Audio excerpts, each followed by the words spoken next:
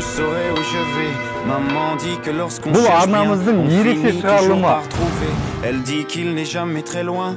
Мен бірінші рет шетелге шыққанына байланысты маған өте қатты әсер етті. Sans même devoir lui parler, il sait ce qui ne va pas.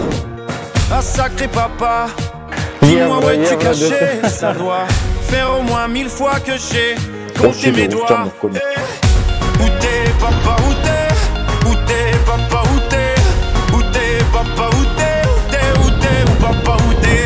Où t'es papa, où t'es? Où t'es papa, où t'es? Où t'es papa, où t'es? Où t'es, où papa, où t'es?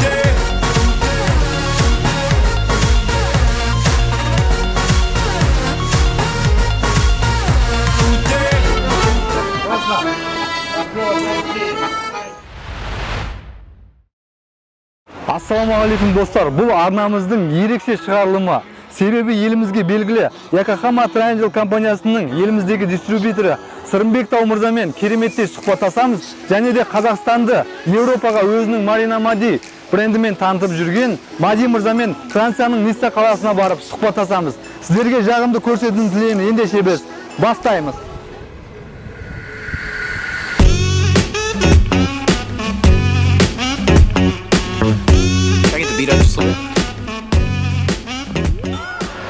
Мади мырза, көңіл күйіңіз қалай?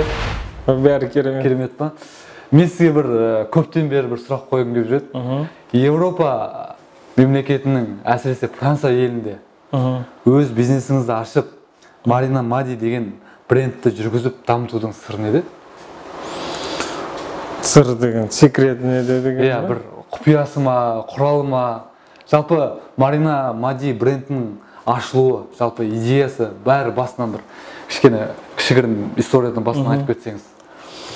Енді мен жалпы бірінші рет Франция келгенім ол 2000 жылы болған. Ницца қаласына командировка келген болады. Өткен шақта мен ылғи киім, үй ғимараттар, аксессуарлармен айналысам деп өзім армандап жүргем. Студенческий кезімде. Бірақ оған кірісуге мүмкіндік болмай, оқып, жұмыс істеп Қазақстанда. Ылғи ойыңызда жүрді? Ойымда жүрді, жүрегімде жүрді сол. Ал Францияда бірінші рет келіп, теңізді көріп, әдемі қаланы көріп, сол кезде бәрі бұрынғы ойым, көргенім бәрі ұйқасып, бір осы жерде қалам деген орысша айтқанда общий картинка болды. Пазлдар жиналып, бір общий картинка болды. Керемет. Сонымен бірге. Бұл мемлекетке келдіңіз, неше түрлі саланы көрдіңіз, е? Неге именно бұл айтқанда киім саласы сізді қызықтырды? Жалпы киім саласы мен айтқандай бұрыннан қызықтырып жүрген. Ал Францияны таңдағаным, мысалы, теңіз бар, осындай Европада мемлекеттер көп қой. Теңіздің жағасында орналасқан мемлекеттер, мысалы, Италия бар, Испания бар, да. Солармен салыстырғанда Францияның мода жағынан деңгейі биігірек. Сосын трендті жүрді әрдайым. Иә, трендті, как айтады ғой, Париж законодатель моды демекші. Сондықтан Франция көп жағынан икестеу мемлекет деп есептедік өзіміз. Өте керемет. Жалпы қазіргі таңда компанияңыздың ашылғанына, құрылғанына қанша уақыт болды? Және нақты алдағы жоспарларыңыз, мақсаттарыңыз қандай болып жатыр? Осы келесі айдың 21-ші шілдеде біздің компаниямыз құрылғанына 3 жыл болады. 3 жыл болады, 18-ші жылы. Бірінші коллекцияны шыққанымызға уже 2 жыл болды. Бірінші коллекция шығарғанымызға. Сондықтан біз қазір айтқанда жас компания. Ағылшынша айтқанда стартаппыз. Стартаппыз. Біз Қазақстанның бизнес бойынша да стартаппыз. Францияның бизнес волюмы бойынша біз стартаппыз. Сондықтан өзімнің, так скажем, 40 жастан асарым келгенде бір стартап бастап өзім кішкене жасарып қалдым деп сезінемін өзімді. Өте керемет. Егер құпия болмаса, Мади мырза, осы соңғы жылдағы компанияңыздың айналымын айтып кетсеңіз. Қызық болып тұр да бізге. Біздің 2017 жылы оборотымыз француз компания болды 350 мың евроның қасында. Бұл мен үшін, менің ойымша, стартаптар үшін өте жақсы көрсеткіш деп ойлаймын. Сіз қалай ойлайсыз? Бұлай киіммен айналысатын брендтерге қарағанда, салыстырғанда бұл өте аз. Бұл өте аз. Бірақ енді біз жаңа бастаған соң өз-өзіміз кішкене ойлаймыз, қалпына келеді бірте-бірте. Мади мырза, егер құпия болмаса, бұл осы стартап бастардың алдында сіз қанша инвестиция қойдыңыз бұл проектке? Бұл проект қанша қаржымен басталды жалпы басында, бастапқыда? Бұл айтқанда бәрін есептегенде бір $500 миллиондай құйдық бұл бизнеске. $500 миллион ма? Да. Егер құпия болмаса, көп шығын қандай құралдарға, қандай нелерге кетті? Жалпы тауарды закуп алғанға ма, жасағанға, дизайнерге ма деген сияқты.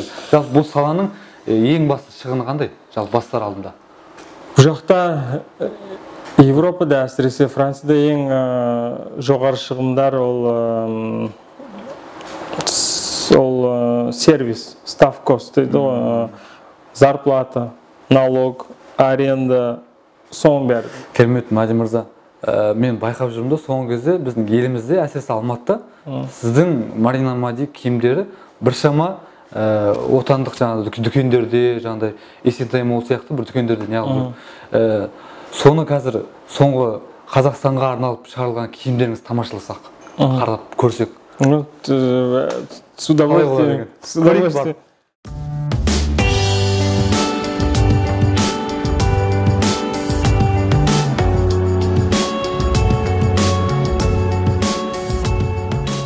Сырымбек мырза, сізді оқырмандарымыз кәсіпкер ретінде таниды. Ал біз білмейтін сіздің қандай қырларыңыз бар? Енді кәсіпкер деген, ол бизнесмен деген қағида мынандай ғой. Көп адам ақша табатын адамды бизнесмен дейді. Негізі ақшаны тауып, оны жаратып, бір бөлігін қайырымдылыққа жұмсаған адамды мен өзім кәсіпкер ретінде санаймын. Өйтіп халқыңа көмегің тимей, өзің ғана және астыңа басып жатып ішіп жеген ол кәсіпкер емес ол. Бүгін ұйқыдан тұрған кезде ойыңызға не бірінші есіне түсті? Енді ұйқыдан тұрған кезде мынандай болып жатыр қазір. Мынау атаңа 2-3 күн болды ғой, доллардың күрісі. Сізге әсер етіп отыр ма? Енді әсер етеді ғой, біз шетелден әкелеміз ғой көбінде. Содан ұйқыдан тұрдым да сотканы алып, бүгінгі нефтің бағасын қарадым. Одан кейін нефтіге байланысты доллардың бағасын қарадым. Доллардың бағамына қаранысты. Енді біз рубльге байландық ол, жасыратын жоқ, рубльге қатты байландық. Кеден одағына кірдік, рубльге байланып отырмыз. Долларға байланысты рубльдің бағасын қарадым. Сөйтіп, бүгін бір 329-330 екен ғой деп өзімнің ойыммен нені аштым да. Valuta.kz деген сайт бар. Соны ашсам, ойлағанымдай 329-мен алып, 330-мен алып жатыр. Көңіліңіз орныңызға түсті ма? Енді бұрынғыдан нормально. Алғаш бизнесті 4-ші сыныпта бастадыңыз.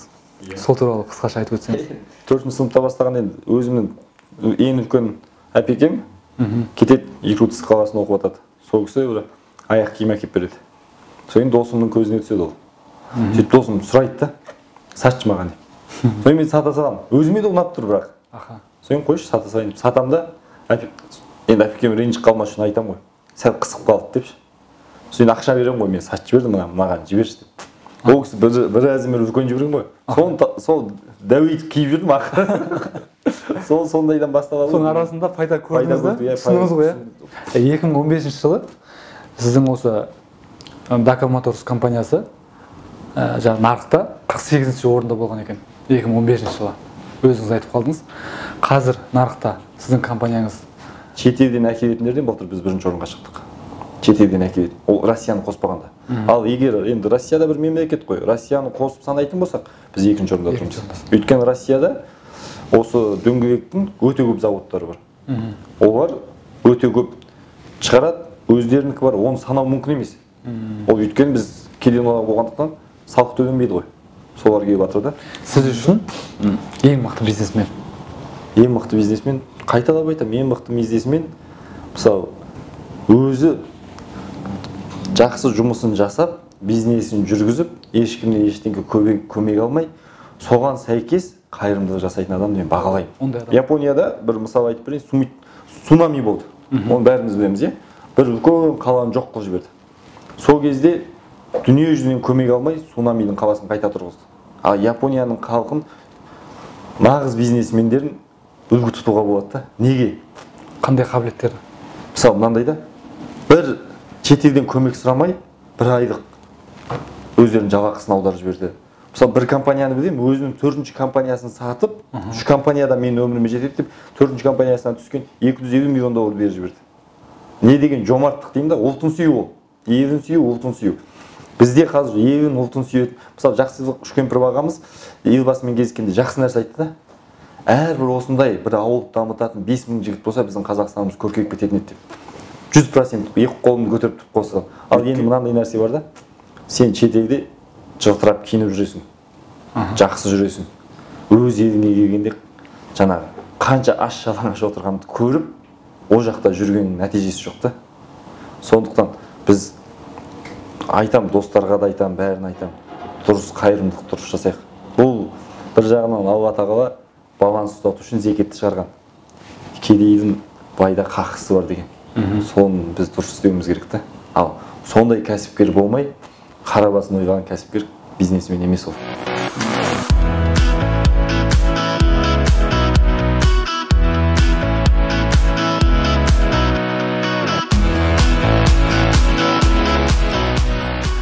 Мади мырза, сіздің киімдеріңізге қарасам бір басқаларға ұқсамайтын бір өзгешелікті байқап тұрмын да. Өзіңіз айтып кетсеңіз, сіздің өніміңіздің, сіздің жейделеріңіздің өзгешеліктері, артықшылықтары қандай? Енді жалпы келгенде Марино Мади брендінің концепциясы ол теңізде киетін киімнің мағынасы. Ол киім моряктарға орысша айтқанда теңізшілерге арналған киім. Яхталардың да киетін. Сондықтан бізде түгел дизайндарымыз көбінесе көк ақ цветінде, анда-санда аспан көк, аспан көк, ашық көк. Біз күлгін, жасыл, ондай цветтермен қоңыр пайдаланбаймыз. Ылғи бізде пайдаланатын элементтер біздің логотип, якорь ретінде, полош кең популярны, осындай концепцияда киімдер ғана жасаймыз. Ерде мына балалардың коллекциясы, мысалы, біз жемчуг, кешіріңіз қарашасын ұмытып қалдым, жемчуг пайдаланамыз. Мысалы, мынау қолмен тігілген жемчугтер, балаларға арналған киімдер, бәрі осы көк, ақ. Бұл сіздердің қазір биылғы шыққан жаңа коллекцияларыңыз, Иә, бұл қазіргі актуальный коллекция. Өйткені кейбір дизайндар біз былтырда бастағанбыз сатуды, и биыл қайта воспроизводство жасаймыз. То есть классический коллекция деп аталады. Сіздер киіммен қоса, жейделермен қоса тағы аксессуарлар өндіреді екенсіздер, Иә, біз мына жерде аксессуарлар қазірше пока көп емес, тек қана белдіктер и браслеттер жасаймыз. Мына қолымыздағы браслет сияқты белдіктер. Бұл аксессуарларды қазір біз Италияда шығарамыз. Қазір байқап отырмын да, сізді Қазақстан нарығында, әсіресе Instagram желісінде, Facebook желісінде сіздердің киіміңізді киіп, бұлай суретке түсіп, сізді жарнама жасап, сіздерді қолдап жатқан біраз адамдар көріп қалдым. Сіз қандай бір тұлғалармен, танымал актер, актрисалармен жұмыс жасайсыз Қазақстанда? Жігіттерден Қайрат Құдайберген ең көмектес жүрген. Ол вообще бизнесмендер көп көрсетеді, енді мен әсіресе соны сезем. Екіншіден Санжар Мади актер, өзі опытный профессиональный актер, сұлу дегендей, біздің киім оған күшті жарасады. Әйелдерден айтқанда, қыздардан Баян Мақсатқызы, оны бүкіл мемлекет біледі. Баян Мақсатқызы білмейтін бір қазақ жоқ шығар. Аида Исаева Мисс Қазақстанда болған. Сіздерді біраз Қазақстандағы танымал тұлғалар қолдайды екен. Керемет. Мади мырза, бір байқап қалдым тағы да сіздердің әрбір киімдеріңіздің ішінде қазақстандық бір ой өрнек, осындай жалаулар, осындай қазақстандық бір белгі, Медин KZ деген сияқтылар жиі байқап жатырмын. Бұл әрбір киіміңізде бар, бірақ сіздердің Европадағы былай нарықтарыңыз басқа. Бұл сіздердің сатуларыңызға әсер етпей ме? Менің үстімдегі мысалы поло сияқты или мына поло сияқты киімдер, мысалы Каспий Дайфорс Ақтау, да, мынау егемендікке 25 жылға арналған поло. Бұндай киім жасау, біз негізгі морской темір жасаймыз ғой. Бірақ мынау отдельный линия жасаған ойыма келгені, өйткені мен көп бұрыннан ойлап жүргем, осында шығарсам деп, өйткені көп шетелге баратым, бұрын Қазақстанда жүргенде мақсаттап жүргемді. Көп шетелге барам, сонда кішкене қазақтың белгісі бар киім ылғи киім келіп жүрді. Бірақ мүмкіншілік бойынша қарасаң, о кезде магазинде алатын или национальный костюм, шапан, или спортивка, да? Синтетический спортивка жай жазу бар. Сонда ойлап жүргем, бір casual, бір жақсы киім болса деп, кейін осы киімді бастағанда іске асырдым. Бірінші өзім үшін дегендей, да? И мен сияқты ойлайтын адамдарға, чтобы casual, свободный, современный киім, қазақша бір элементтері бар. Бірақ көп национальный темаға салғым келген жоқ, көп ою жасау, өйткені онда национальный тематика ондай көп. Сонда кішкене бірақ еуропалықтар осындай қазақстандық белгілері бар киімді алып киіп жатады. Кейбір дизайнер, мысалы, мынандай футболкада, мынандай өрнек бар, біздің тудағы, или мынандай поло сияқты. Біз қанша Қазақстан үшін деп көбінесе ойлағанбыз, сол жерде сатамыз деп клиенттерге. Біз қарасақ, Европада жылдан сайын бұндай тематиканы көбірек алып жатыр. Өйткені ерекше болып тұр ғой. Біріншіден ерекше, екіншіден бұл жақта көбінесе материалдың сапасына дизайн қарады, ал қатты Қазақстан жазылма, Италия ма, Франция оларға былай көп ерекшелікті көрмейді екен. Сапасы жақсы болса, киімді сол көп көреді. Мысалы, мына Алматы футболканы бұл жерде көп заказ алдық. Алматыдан да көп заказ алдық, местный магазиндерден. Өйткені бұларға тканның сапасы ұнайды, дизайн в общем ұнайды. Біздің ойымызша өстіп келтіре біз Қазақстанның дизайндарын, мысалы, элементтерін Европада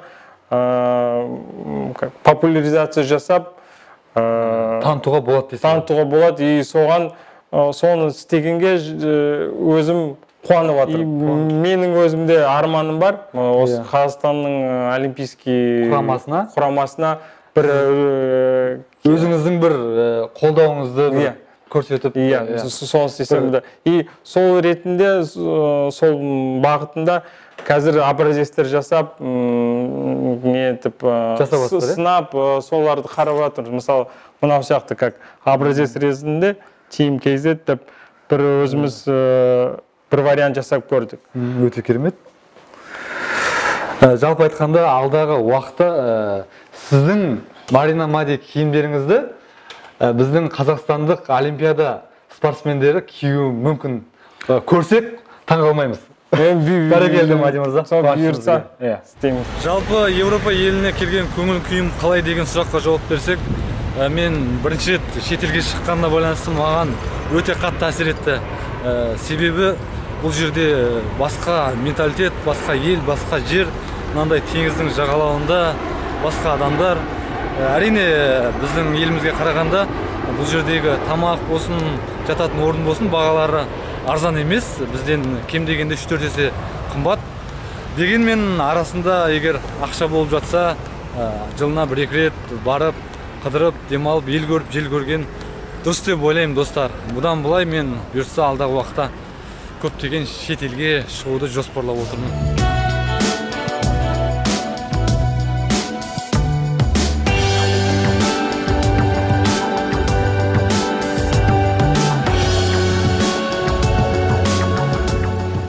Сіз кәсіпкерсіз, өзіңіз кәсіпкерсіз. Сізде ақша мен уақыт бар ма? Мынандай ғой, бизнесменде ешқашан ақша болмайды. Өйткені кәсіпкер екінші нәрсесін дамыту керек. Ол мынандай, менің жұмысым жүріп жатыр, бірақ ақшам бар. Бірақ мен ол ақшаны бизнесімді дамытуға жұмсап жатыр. Ал содан кейін жаңа парыз болған зекетіңді беріп отыру керек. Басқаша қайырымдылық жасап отыру керек. Ол жерде сен қолыңды қысып қалмауың керек былай. Басқа жұмыс. Ал енді мынандай. Келіп біреу келеді, мысалы, машина алып бере салып, біреу келеді, үй алып бере салып, екіншісі келеді. 12 мүшесі сау, қайнап тұрған жастар келеді. Аға, осындай ет төлеп беріңізші. Мен айтамын да, айналайын деймін, арбада отыр. Кім мені ертіп кетеді екен деп, балалар үйінде отыр. Кім маған мейірімді жасайды екен деп, қарттар үйінде отыр. Кім бізге бір нан әкеп береді екен деп, 15 бала асырап отырған адамдар бар. Осыларға көмектесіп, денің 12 мүшең сау, қайнаған жас жігіт, неге осылап жүрсің деп. Оларға бір күн бер, 2 күн бер оған нәтиже шықпайды. Оларға күш қуат беру керек та. Сондықтан мен өмір айтамын. Ал бизнесменде ақша болмайды. Уақыт та болмайды. Уақыт неге болмайды? Уақыт өзін дамыту керек қой. Өзін дамыту үшін ол уақытты жей. Мысалы, көп бүйтеді. Мысалы, мен қазірдегі мына әлеуметтік желінің бір зияны да болып жатыр да, бір жағынан шынын айту керек қой, пайдасы да бар, зияны да бар. Мен ассалаумағалейкум деп жазған адамға көбінде жауап бергенге тырысамын. Мысалы, дайректіге күнде 20, 30, 40 кей шетелде жүрсең қызығушылықтан 100 адам жазады да. Енді ол сенің парызың уағалейкум ассалам қалсырасу. Содан жауап сол кезде уақытыңды жеп бастайды. Ал жауап бермейін десең, сен парызың сәлемдесу. Содан кейін сәлемдесіп, жаңағы копи жасап қойған сөзім бар. Рұқсат болса уақыт шыққанда сізге жазсам бола ма деген. Соны жүріп, енді ол уақытың кетіп жатыр ғой. Шама келсе, кешкісін уақыт шығарып жауап бергенге не жетсін. Сізді біраз адамдар қазақ елінің жанашы, ұлтжанды, жомарт деп есептейді екен. Естуім бойынша келісесіз бе? Мынандай ғой, мақтау тек бір Аллаға тән. Бізге енді ол мақтау, білмеймін енді ол жағынан мен өзімді ондаймын деп те айта алмаймын. Өйткені енді ұлтжан қазақ болып тудың сен. Любой жерге барып басқа азаматқа алсаң да қазақ болып жүресің. Мысалы, Сырымбек Американ азаматын алса да қазақ болып, Сырымбек болып жүреді да. Ол ертең басқа мен Американ азаматтығын алып жон болып жүрмеймін да. Қазақ болып жүресің. Ал шетелде жұмыс жасасаң да отаныңның сағынасың. Сондықтан әрбір азамат қазаққа болу керек. Мысалы, мен бір нәрсе айтайын. Ой, біз ұлтжандымыз деп айғайлап ұран салғаннан қарағанда, сол далада жатқан бір мусорды алып мешокқа салғаның артық та. Осы жерде ұлтжандылық көрінеді. Далада бір жатқан әшейін мусорды ал да, соны мешокқа салып кетші, не сол мусордың жәшігіне салып кетші. Сол сенің ұлтжандылығың ұраннан қарағанда жақсы. Ол ұрандатқанша әрбірі өз жұмысын жасап. Ал енді жомарттық деген, мен айтар едім, мен өзімін деп айта алмаймын. Жомарт жан өте көп. Біз ешкімге айтпай жасап жатқан жомарттар көп. Риза боласың онда. Бірақ сол бір 100%-ін болмағанда 20%-іне жетсе екен. Егер де 20%-іне жетіп жомарттар осындай жақсы жасап жасаса, біздің елде жаңағы қолын жайып отырғандар болмайтын еді. Сондықтан ол жомарт болған жақсы ғой. Мен айтам адамдарға, жұмысшыларыма да айтам. Егер деймін, сендер жұмысты жаман істеп, мен құлдырайтын болсам, мен ештеңкем кетпейді. Мен қалған дүниемді жинаймын да, сонымен жан сақтаймын. Ертең әкеден қалған балаға дәулет болмайды ол. Мен өзім оны жеп кетіп, осы өмірден кетіп қалуым да мүмкін. Бірақ осы компанияны көтерсе, мен жұмысшыларым да көтеріледі. Осы компанияны құлдыратсақ, бәріміз құлдыраймыз, бірақ менен ештеңке кетпейді. Сондықтан осыны қағидаға ұстау керек та. Әр жұмысшы өзінің ісін сүйіп істеп, адал істеп. Мысалы, мен кейде ұрсам да, бір жерде бөлініп тұрса, үйіңде осып тұрмайтын шығар деймін. Сен үйіңде осып тұрса, оны жасақ қоясың деймін. Сен мейлі менеджер бол, мейлі сатушы бол, мейлі басқа жұмыс қызметкер бол, мейлі бастық бол, бұл жерде соны неге жөндей салмайсың деймін да. Үйіңді жөндейсің ғой деймін. Иә дейді. Бұл сенде екінші үйің.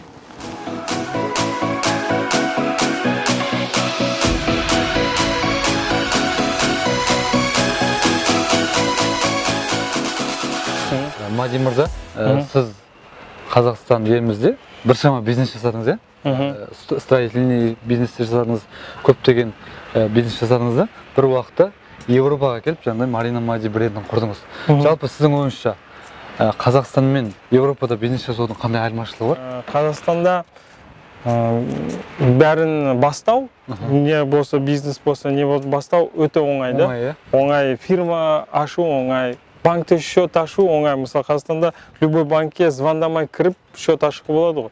Бұл жақта счет ашу үшін сен звондауың керек, документтер көп жинап беруің керек, олар ойланады, шешеді, сосын аша ма саған счет ашпай ма.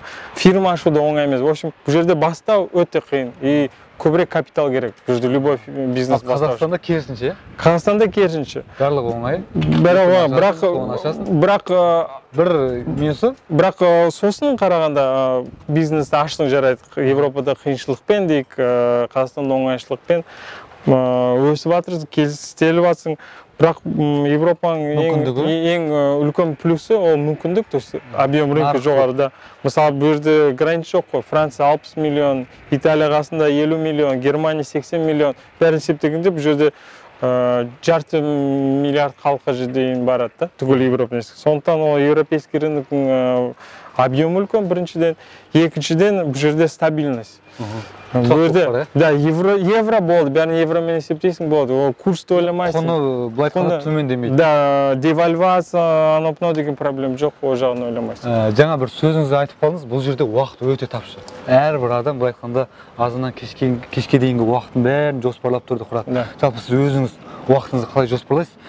Бала-шағаңызға, семьяңызға, бизнесіңізге, достарыңызға қалай уақытты бөліп дұрыс пайдаланасыз? Бір кездесу планировать етсең, мысалы банкпен или басқа клиентпен, ол встречаны сен планировать етесің кемінде 2-7 үшін, 2 апта бұрын. 2 апта бұрын сен уақытын белгілейсің, күнін, уақытын, мысалы сағат таңғы 10:30 дегенде сол. И оған кешікпей, сәл ертерек келуге тырысасың. Бұл жақта олдан, сондықтан сол сияқты бәрінде өсті планировать ету. Даже өзінің обедіңді сөйтіп планировать етуің керек. Өйткені ресторандар 12 мен 3-тің арасында ғана істейді. Сол уақыт аралығында тамақтанып алсаң, болды қалды. И сол түгел лимиттер сені нетеді, правилаға түсіріп, өзіңді жұмыс жасауға итермелейді. Иә. Жаңа қарап отырмын да, сіз осындай керемет лазурный берег дейді ғой, Ниццаның керемет жерінде орналасып алыпсыз. Жаңа біз сіздің дүкеніңізден, кеңсеңізден шықтық. Неліктен бұндай осындай жерді таңдап бір ыңғайлатып отырып алғансыз? Менің негізгі мақсатым болды порттың қасында ашу. Порттың қайырде кемелер келеді, яхтілер тұрады, теңізге максимально жақын арамада. Сосын ол жерде зерттеп қараған соң, Ницца, Антиб көп қалаларды қараған соң, тек қана осы Вильнёв-Лубе, өзі осы қаламда осы портты таптым. Қайырде менің магазинім, офисім теңізге, кемеге бәрі жақын аралда болған. Сіздің былай айтқан тұрақты клиенттеріңіз, целевой аудиторияңыз осы жерде болғандықтан, сіз осы жерде дүкеніңізді құрып, бизнесіңізді жүргізіп жатсыз. Иә, осылай. Керемет. Біздің екеуміздің қосылып бірге Франция еліне сапарымыз мен де өмірімде есіме кетпейтіндей сапар болды. Себебі біз ағылшын тілін білмесек те, емін-еркін қысылмай Алматыда жүрген сияқты, Қазақстанда жүрген сияқты қаладан қалаға, мемлекеттен мемлекетке көшіп, сол жердегі Мадин мырза келіп, сұхбаттасып, елді көріп, жерді көріп, қызық нәрселер көріп, туристермен танысып, Қытайдың жаңағыдай рисін жеп, балығын жеп, креветкаларды жеп, көптеген қызықты историяларды көрдік. Бұл дегеніміз тарих, ертең күні бұны балаларымыз көреді, жақындарымыз көреді. Менің ойымша алдағы уақытта аман болсақ, бұйырса, тағы да талай мемлекеттерге барып, қыдырып, ел көріп, жер көріп, ендеше кеттік!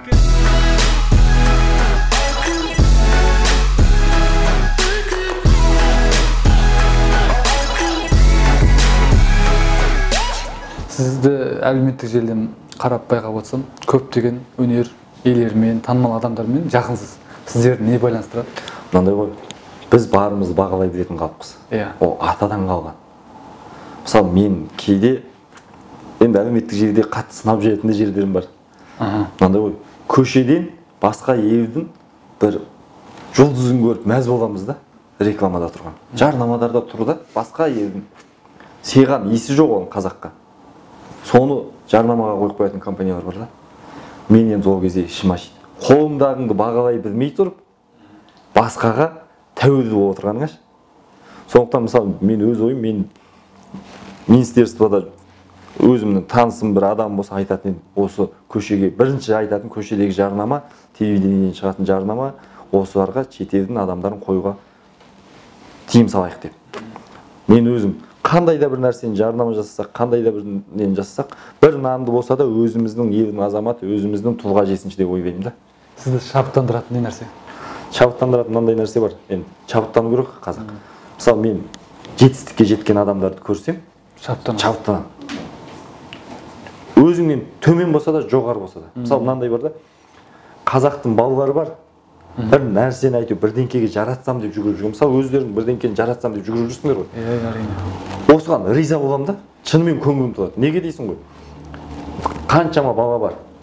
Бұзықтық жасап, әшейін жүргендер бар. Уақыт өткізіп жүр. Мысалы уақытты босқа өткізіп, бір күндік өмірге риза болып жүрген балалар бар. А бірақ біреуге бірдеңке беріп кетейін деп жүгіріп жүргендер. Мысалы, жаңағы Ахметжан Байтұрсынов түрмеде отырғанда Мұхтар Әуезовке айтып, өзіне сен бізді сатып шық, өйткені артық ұрпаққа абай жолын қалдырайық деген, мысалы, сондай үлгілерді қарау керек та. Ол деген енді ондай рухани нәрсе деген көп болу керек та. Ол солардың сондай істеп кеткен, ертең біз ұрпаққа бірдеңке жалғастырып тастап кетпесек, біз бұл өмірге босқа келіп бос өтсек. Мысалы, екінші Мейрамбек ағам бір жақсы несі бар. Екінші өмірге келетін уақыт жоқ деп. Танымалдылық па, абырой ма? Енді мен екеуін де құптамаймын. Не құптайсыз? Мысалы, мынандай ғой. Енді кейбіреулер өзін таныту үшін жұмыс жасайтын шығар. Кейбіреулер абырой үшін жұмыс жасайтын шығар. Маған абыройдың да танымалдықтың да 5 тиын қажеті жоқ. Сізге ең маңызды не нәрсе сонда? Ең маңыздысы адам болып келдің ба? Адам болып өтуің керек. Уақыт. Мысалы, мынандай да, уақыт бәрін көрсетеді. Қазір уақыт өте келе кімнің кім екенін бәрібір білінеді ол.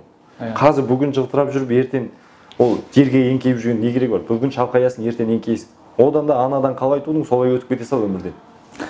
Тәжірибе ме, ақша ма? Енді тәжірибе ғой. Тәжірибені қой. Шындық па, комфорт па? Шындық, конечно. Бизнес пе, жанұя ма?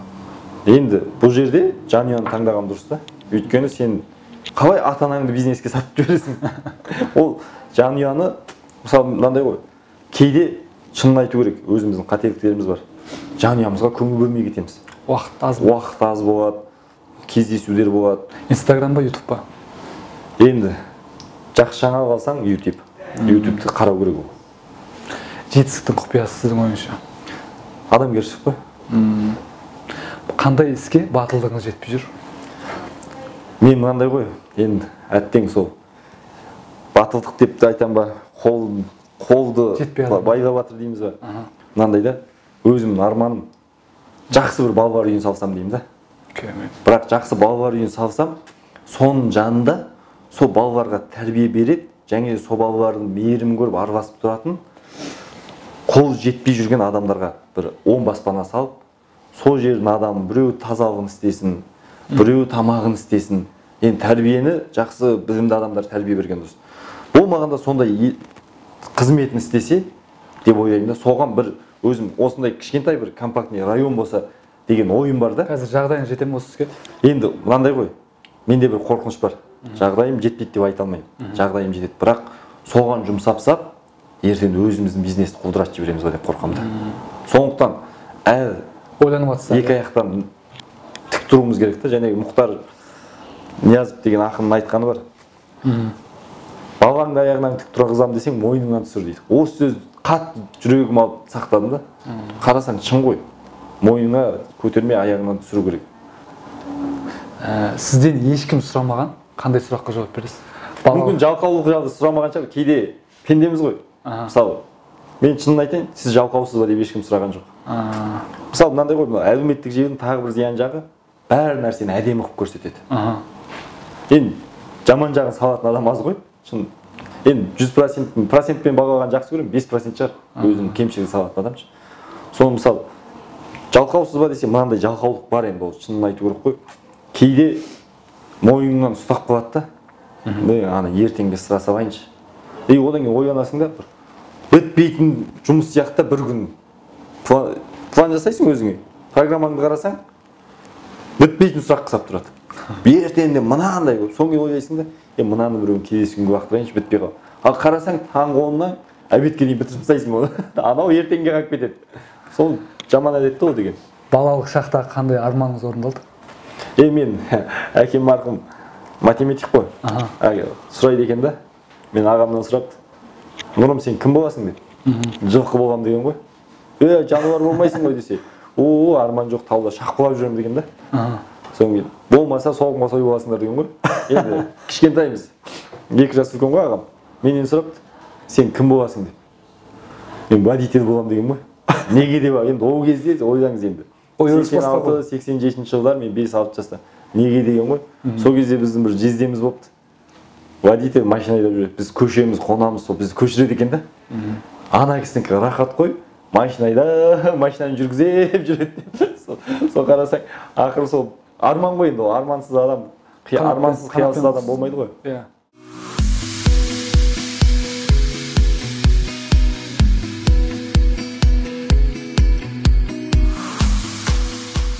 Мадин мырза, арман деп айтып қалдыңыз ғой, иә? Тура енді осы сәттен тура 3 жылда артқа бұрсақ, не нәрсені өзгертер едіңіз? По-крупному еш нәрсе өзгертпес. Ал 3 жылдан кейін өзіңізді қалай елестетесіз? 3 жылдан кейін Жалпы образды жаңа айтып қалдыңыз ғой, армандаймын деп. Нені армандап жүрсіз қазір? Қазір армандап жүргенім осында Лазурный берегте Ницца, Кан, Монако кемінде осы 3 қаласында бір магазинін ашсам деп арман. Өзіңіздің жеке? Жеке бутигім Марина Мади осы Лазурный берегте Ницца, Кан, Монако. Осы арманыңызға жетуге не кедергі болып? Нақты не жетпей жатыр? Арманға жету үшін, например, былай бизнес этаптармен келсең, тек қана бизнеспен есептесең, оған біріншіден финанс керек. Бутиктерді ашу үшін оған жақсы инвестициялар керек. Оларды арендаға алу керек, бутик ремонт жасау керек, оған көп ақша керек. Ол финанс жағынан да. Екіншіден оған бутик ашу үшін товар ассортиментің уже көбірек болу керек. Бутикті толтыру керек товармен. Желательно толтырған товармен ағылшынша айтқанда full look болу керек. Мысалы киіммен бірге аяқ киім болу керек, шарфи болу керек, сумочка болу керек, рюкзак. Сосын қыс болған соң үстіңгі киім болу керек, пальто, куртка дегенде сол. Сондықтан бизнес успешный болу үшін сол ассортимент дайындауың керек. Сондықтан сонымен істеп жатырмыз. Осы арман мақсатыңызға 3 жылда жетем деген қазір жоспарыңыз бар ғой, иә? Мадин мырза, сізге мотивация беретін, ол нәрсе ойыңызға түскен кезде көзіңіз оттай болып жанып кететін қандай нәрсе? Евро десем. Жоқ, шын айтқан кезде мен өзімді есептеймін, как человек творческий дейді ғой. Творческий, сондықтан бір нәрсені ойды іске асыру, мысалы дизайн жағынан или ойлаған нәрсені асыру, сол мен үшін удовольствие. Сол маған ең маңызды. Ойлағанды асыру, содан удовлетворение алу. Ал ақша жағынан ол как сопутствующий болады да. Осы кәсіпкерлікте, бизнесте біршама 20 жылға жоқ тәжірибеңіз бар, иә? Бізді көптеген жас оқырмандар әр өңірлерден көреді. Жалпы өзімнің сүйікті ісін бастаймын, бизнес бастаймын деген жігіттерге, қыздарға нақты қандай кеңес берер едіңіз? Великий Конфуций айтпақшы, ол сөзін. Сен өзің жүрегіңе жақын нені ісіңді тапсаң, өзің жақсы көретін ісіңді тапсаң, онда бір күнде жұмыс істемейсің деп Конфуций айтқан.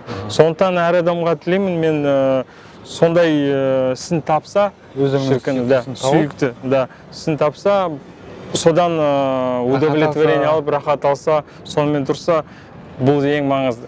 Ал ақша жағынан кейбіреулер ойлайды, мен оған ақша таба аламын, ол өзімен өзі келеді. То есть сен мысалы бастысы сен әрекет жаса, Да. Өзің жасаған сүйген ісіңмен айналыссаң, ақша өз-өзінен келеді. Да.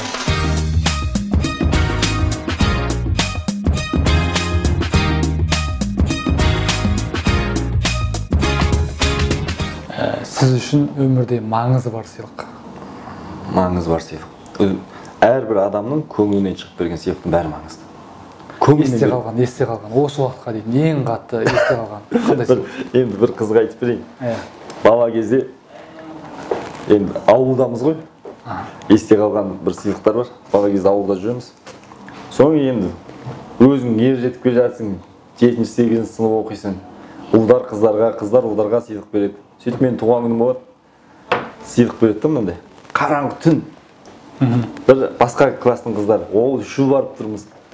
Сөйтіп, былай ұстасақ, пакеттің ішіне қолымыз сап. Жаңағы бір нелер болды, пішене бір мынандай ішінде көп бар, қаттар. Сол сияқты да. Енді өзің баласың, соны жегің келіп тұр. Соң кейін ауылда свет өшіп қалады. Свет өшіп қалды да. Соң кейін тек қана Қазақ Телеком сияқты, Телекомда ғана свет бар. О, давай, соның ішіне барып жейік деп ашсақ, мынандай сабындарды алып түштік. Мен анан жегей барып жүрміз ғой сондай немізбен. Сіздер көрген жоқсыз ба? Сіздер көрген ана қол аштық та, салым дейсі бұрқайта қал. Сөйтсе менің бір досым мазақтап, мыналар че-то сен тазалығын тексерейін деген ау деймін де. Мысалы, ондай сыйлық көп есте қалады ғой. Японияда мысалы бір досым өзіммен кезге алмады да. Ойладым да енді сәл ол жақта абырой бар, сондай жүргесен кейін. Болмаса, және қоңырау шалып сөйлескен жоқ. И жанымда екі адамға сондай мақтанып барғам. Ой, досым бар, ертең күтіп алуы мүмкін, осындай. Соң кейін өзім енді ана адамдардың алдында ұятқа қалады. Ыңғайсыз болып тұрсыз. Ыңғайсыз болады. Сөйтсем, ол басқа қалада болыпты да, Осака жақта болған. Соң маған кәдімгідей подарка жіберген ғой. Қараған, қай қонақ үйде жатқанымды білген, мен жанында жүргендерден сұрап алған, айтпаңдар деген. Сөйтеді да, кешке нөмірім есім қағып тұр да. Есім қақсам, мынандай коробка келіп тұр. Десем, осындай сізге, ол мен қайдан біледі? Білмеймін, осындай сізге беріп жіберді. Алып ашсақ, жанымдағы адамдарға сыйлықтар жасаған, маған сыйлықтар. Енді ол заттың құны емес, сол көңілі. Сондай қуандым мен. Енді кейде үлкен адамда бала қысап кетеді ғой. Ана екеуін айтып жатырмын да, мен ұмытып кету мүмкін емес ол деп. 2-3 күн ішімде жүргенді шығарып жібердім да. Дұрыс. Болашақта не қалайсыз? Болашақта менің ойым осы мынандай нәрсе бар да, біз жетімімізді жылатпаған қалыппыз. Біз жәнегі жесірлер қалса, оны басқа жаққа қаңғытпаған қалыппыз. Осыларды жеткізіп өсіру, қазақ халқының, Қазақстан деген мемлекетіміз, қазақ елінің қалыптасып, бір-біріне жанашыр болып, осы күйі дамып бергенін қалаймын да. Мен өз басыма ондай бірдеңе қаламаймын. Сізге айтқан ең күшті кеңес? Өзім енді қарадым, сөйлеуді білсең, өскенің дейді. Үнемдеуді білсең, жеткенің. Сол осы кеңесті ұстануым керек мен. Өйткені біз бір жерде мақтанбай сөйлеп үйренгеніміз, мен сондаймын, бұл мақтаншақтық ауру ол. Ертең ол жардан құлату мүмкін мақтанып жүр. И үнемдеу деген, үнемдеу керек біз. Үнемдеу деген ол, сен өзіңнен үнемдеп екіншіге берсең, ол жаңағы жомарттығың. Осы сөзді ұстанам мен. Сөйлей білсең, өскенің. Сізге қиын сәтте шешім шығаруға не көмектеседі? Шешім шығару сабырлық. Сабырлық? Бір шүкірлік алғанын берген өзі бір бойға берген талантыма, дарыныма білмеймін енді. Мен көп нәрсені, бір нәрсені ойласам, ар жағынан сол бір алғанын талант берген шешімін тез табылып қалады да. Екіншіден ойлаймын, әкем математик болды да. Сол математиканы есепті білген адам бәрін шешім табады. Мен айтар едім, ол тіл деген мамандық емес. Тіл, ағылшын тілін білем, француз тілін білем, япон тілін білем, ол өзіңе керекті затың ол. Құрал, иә? Құрал, ол керекті затың сен, керек ол саған. Ол мамандық ретінде таңдамау керек та. Ал екіншіден, ол әрбір адам есепті білу керек, математиканы шешіп.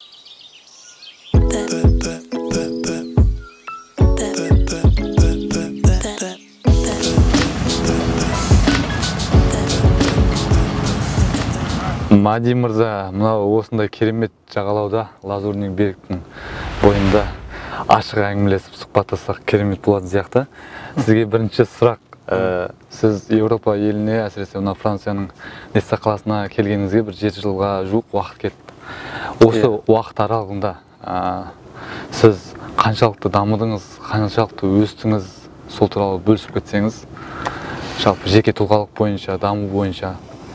Енді әсіресе ең негізгі прогрессіміз ол әлемді түсіну, world mind болу дегендей, сол біріншіде.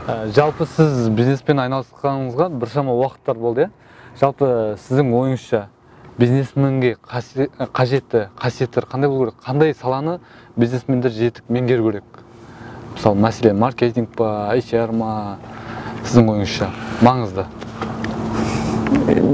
Енді былайша айтқанда бизнесмен бәрі жағынан жақсы хабарлану болу керек, бірақ ол да ең маңызды емес. Ең маңызды ол өзіне сеніп, тәуекел ете білу керек. Ойын дұрыстап, цельді қойып, мақсат. Соған қалай жету, соны табу керек та, программа. Ал керек маркетинг жағынан адамдар, бухгалтерия жағынан адамдар, олар бәрін сол адамдарды команда қылып жинау керек. Сол ең маңызды бизнесмен үшін. Керемет. Ол бәр жағынан жақсы білудің қажет емес деп есептеймін. Ал сіздің Marinamoney компаниясында негізгі қызметіңіз, атқарар қызметіңіз? Мен қазіргі кезде стартап болып отқан кезде қызметтерім көп. Директор, дизайнер, сосын переговорщик, менеджер по продажам, кейбір магазиндермен өзім сөйлесем. Анда-санда даже грузчик, доставщик, кейбір магазиндерге өзім алып барам товарларды. И солай кемінде бір 4-5 профессия істейміз бұнда. Керемет. Жалпы, менің ойымша қазір бізді көріп отырған көрермендердің ойында мынандай сұрақтар туындауы мүмкін. Жалпы Еуропаға келгісі келген жастарға бір қандай кеңес айтар едіңіз? Қандай нәрсені аса меңгеру қажет, нені білу керек? Біріншіден ол қарау керек тіліне, культурасына, природасына, мысалы, қай жерде суық, қай жерде жылы, соған алдымен соны шешіп, сосын қалай орысша айтқанда изучать ету керек жақсылап мемлекет. Ол ұнамай, өйткені ұнамаса уақытын жоғалтады. Мәселен, мысалы, мен Еуропаның осы Нисса қаласына келгім келді. Мен не білуім керек? Ең басты тіл білуім керек, одан кейін виза алуым керек. Тіл білуім керек, бірақ тілді бұл жерде үйретеді. Мысалы, мен виза алып, бизнесменнің визасын алып, бұл жерде тіл үйренгем, и бұл жақтың мемлекеті маған бесплатный курстарға жазды. То есть, кім бизнес жасайды, оларға мемлекет көмектеседі. 3 айлық курс, 4 айлық курс күнде, 5 күнде 4 сағаттан. И сосын аяғында экзамен тапсыруың керек. Экзамен тапсырған соң саған бір специальный сертификаттар береді. Ол экзаменнің түрлері көп.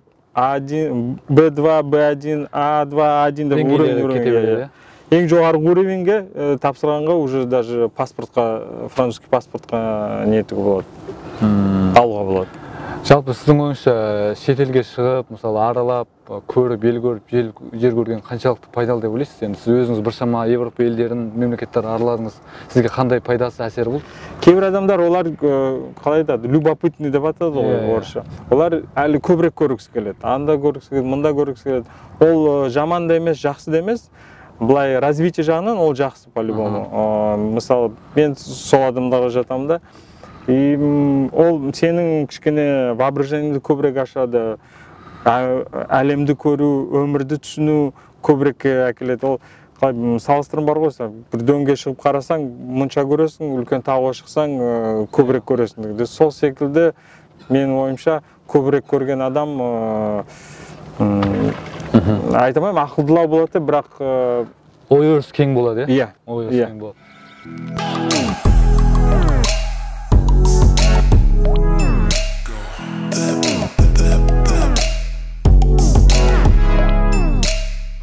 Өлім жоқ болса, қалай өмір сүретіңіз? Өлім жоқ болса, сол кеттің ғой қуалап. Қай шегіне дейін, қай жерге жетесің, соған дейін кетесің ғой. Сізге қандай адамдардың түрлері жақпайды? Жағымпаз мысалы мынандай да 200 адам көрінеді өзі. Ертелі ме кеш пе, оның бір күні мен айтып отырмын, ол мынандай заттарда уақыт өте келе кімнің кім екенін білесің. Ол көрінеді бәрібір кімнің кім екені. Ол өлшенетін нәрсе уақыт қой. Соны жағымпазданып біреуден бір нәрсе алудан қарағанда өз күшіңмен сол нәрсені алмай-ақ жан сақтағаның артық та.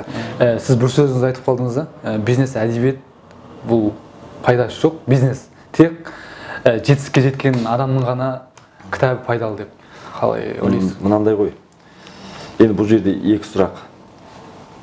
Бизнес мен ғалымды ажырата білу керек. Өйткені бизнесменнің бәріне мықты болса ғалым болып кетпейді. Мысалы, Наполеон Хилл өзінің кітабы арқылы ғана миллионер болғанда, былай өзі кедей болған екен. Енді мынандай ғой, сол ғалымдық деген сол. Сен ғалым тұлғасың, ертең бизнесмендерді мақтап ғалымдарды құртып алмауымыз керек.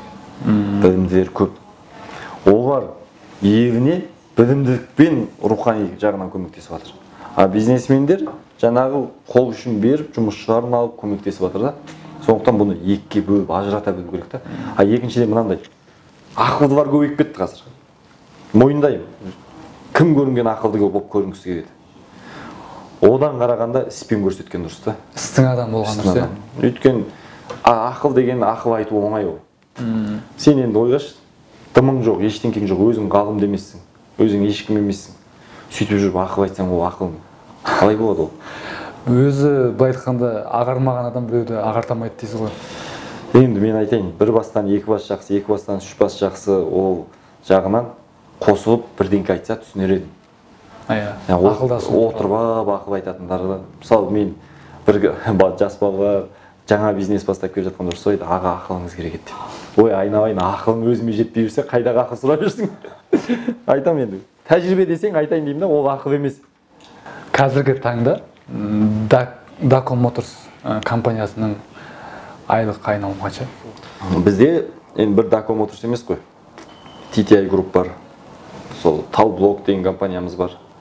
Сондай 5-6 сала бар да. Малдың саласы бар. Бірақ айналым санайтын болсаң, енді білмеймін, әжептәуір болып қалатын шығар. Бір жылдығы 30-40 миллион доллар болып қалатын шығар. Бәрін қосып санайтын болсақ, жылдығы. Айына бөлсең бір 2-3 миллион доллардан болып қалуы мүмкін.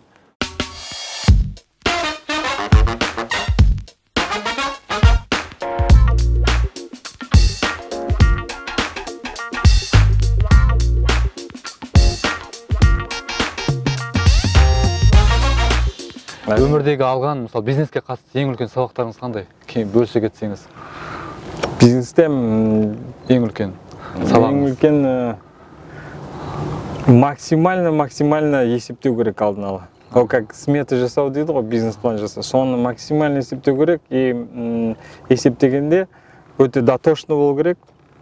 Дотошно болған ғана емес, максимально пессимистичный болу керек расчетта. Ойың оптимистичный болу керек, идеяң да, істеймін, жасаймын да. Бірақ расчетың пессимистичный болу керек. Сонда сен оңайырақ, тезірек и натурально жетесің. Ал ойың оптимистичный, жазуың да оптимистичный болса, расчеттарың, онда сүріні проблемлі шықпаса, не етіп қалады да, тоқтақ қалады. Ойлағандай болмай қалады, сосын көңіліңіз уже мотивацияң түсіп кетеді. Сондықтан орысшылар айтады, рассчитывай на меньше, получишь больше дегенде. Сол дұрыс. Бизнесмендерге мен ойымша сол бір важный нәтиже. Сіз енді бизнес жасап біраз команда құрдыңыз, жасадыңыз. Жалпы сіз адамдардың қандай қасиетін қатты бағалайсыз? Open mind. Қалай айтуға болады? Кім ойы тоқтамайды, развитиясы тоқтамайды. Әрдайым дамушы адам, Да, дамушы. Маған сол ең маңызды болып есептейді. И балаларыма да ең осыны важный ретінде үйреткім келеді. Тоқтамаңдар, әрдайым дамып отырыңдар, білім алыңдар, сол сияқты. Өйткені қазіргі заманда бәрі тез дамып келе жатыр. Бұрынға қарағанда ақпарат, сондықтан қазір орысша айтқанда забортон болып қалу оңай да, тез. О забортон болмау үшін сен в темпе в режиме болуың керек и максимально біліп отыруың керек, өмірде не болып жатыр, қалай болып жатыр. Ал сізге айтылған ең құнды кеңес біреуден, басқа адамнан есіңізде қалған? Есіме қалған, ол ешкімнен көмек сұрама. Тек қана өзіңе сен. Тек қана өзіңе сен. Жігерің мен күшің алып шығар екі жақтап дегендей. Абай айтқандай. Өте керемет. қазір? Ол маған әкем айтқан. Әкеңіз айтты ма? Да. Ал сіздің өміріңізге бір әсер еткен өте сабақ болған бір оқиғамен бөлісіп кетесіз ба?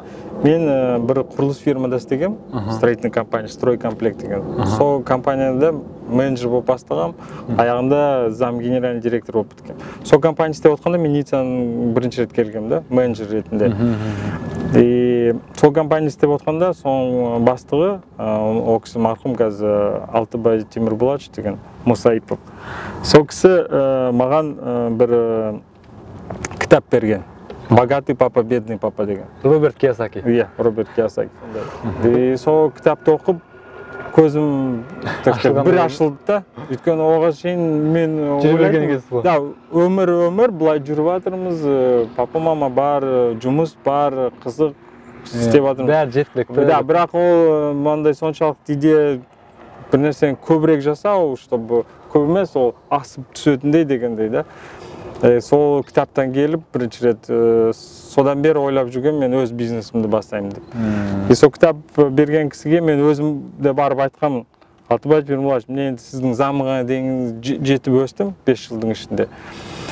Енді сіз өзіңіз мына кітап беріп жатсыз. Рахмет осыке. Енді мен өзім бизнесімді ашайын деп жатырмын. Ол кезде бірінші бизнес французский спортивный покрытияларды әкеліп, осы жерден, осы Ниццадан француз покрытиялар Қазақстанда теннисный корттар жасау бастағам. Теннисный корттар. Сол спортивный бизнес, құрылыс спортивная стройка дейді ғой. Соны бастап, біз бір ай көп теннисный корттар, футбольный полялар, спорт ғимараттарын біраз салып тастағанбыз. Маған қызық болып тұрған осы кезге дейін біз біршама кәсіпкерлерден сұхбат алдық қой, кәсіпкер жолында. Жалпы осы кітапты бұға дейін 2 кәсіпкерді айтқан. Сіз 3-ші кәсіпкер болып тұрсыз. Мен де жалпы бизнеске қызығушылығымды оятқан осы кітап болған. Сол үшін достар, богатый папа, бедный папаны егер бизнесте мүлдем хабарыңыз жоқ болса, оқып, мотивация алып, ары қарай әрекет жасаңыз деп кеңес айтқым келеді. Мади мырза, осындай уақытыңызды бөліп, бізбен, тәжірибеңізбен, біліміңізбен бөліскен үшін көптеген рахмет айтамын. Сізді мен болашақта бір әлемдік Zara сияқты, сондай Adidas сияқты, Nike сияқты бір белгілі бір компания сияқты елестетемін. Соған жететіңізге сенемін. Алда үлкен белестерден, шыңдардан көрініп, бізді, елімізді, халқымызды барлық әлемге танытып, қуантып жүре беріңіздер. Сізге көп рахмет. Сендерге рахмет, айтқандарың келсін.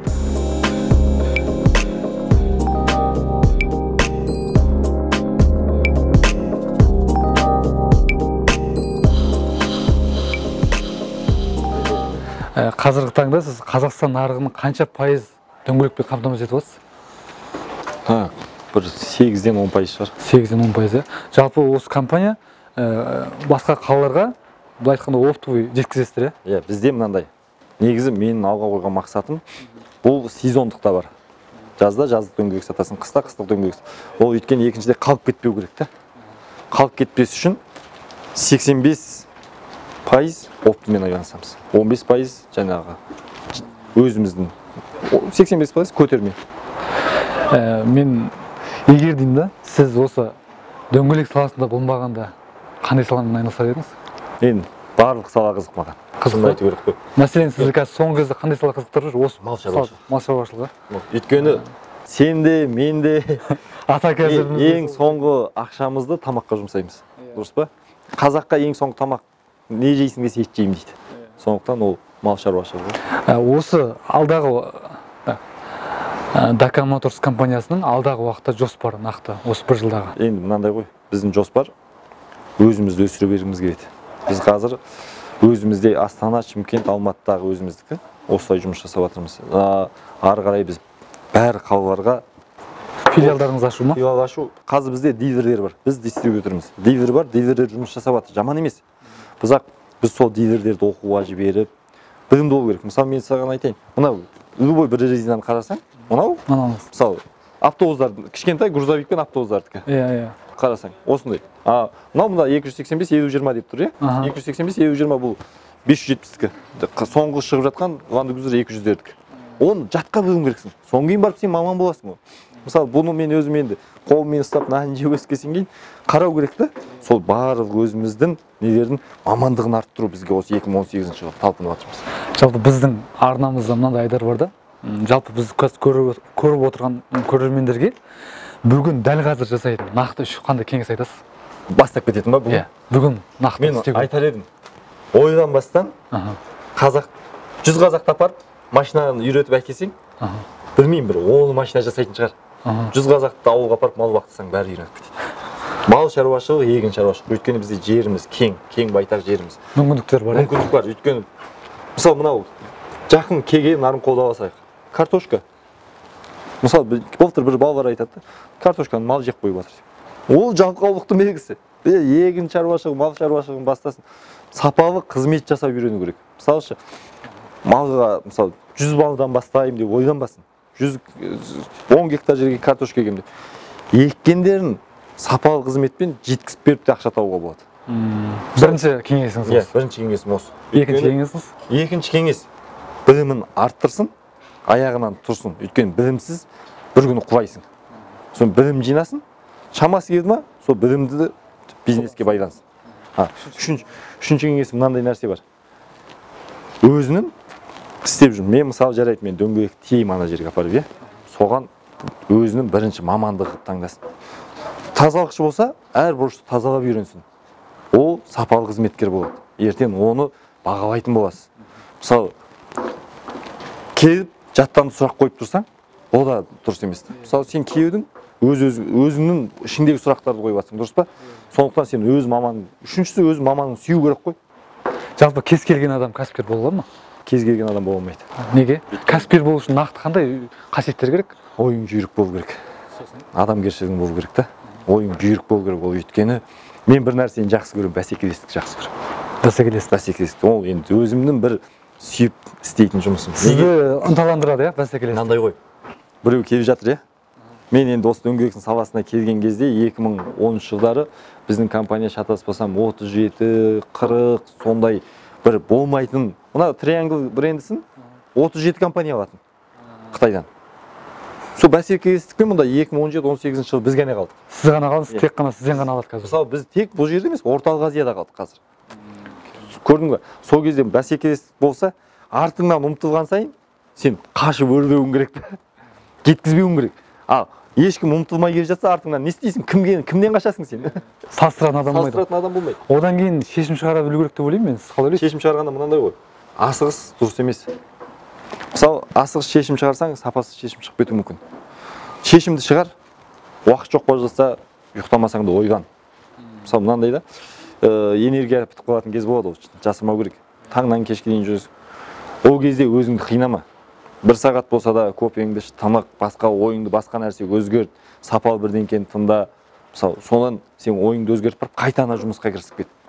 Сөйтіп, сондай өзің ойыңды тұрақтап шешім шығармасаң, бізде мынандай да тәуекелге бел байла деген қазақтың сөзі бар. Тәуекелге шешім шығарып жіберіп, өкінетіндер де бар.